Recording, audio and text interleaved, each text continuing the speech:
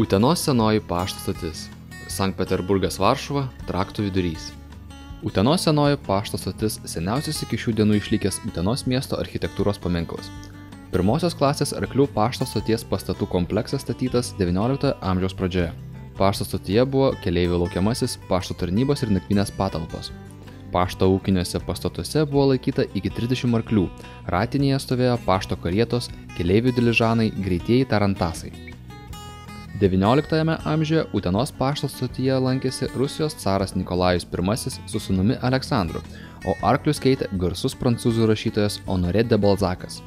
Pro Utenos pašto stotėje ilgiausia pasaulyje 1250 km optinio telegrafo linija nutiesta tarp Sankt Peterburgo ir Varšuvos.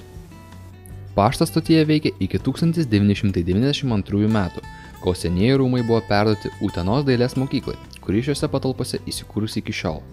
Rekonstravus centrinį pastatą, senasis paštas tapo mokslo, meno, kultūros bei turistų traukos vieta.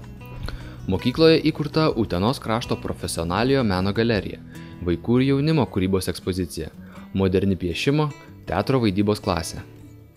Mokyklos kieme kuriamas skulptūrų parkas, Rūsyje veikia dailės galerija Rūsys ir senojo pašto bei mokyklos muziejus.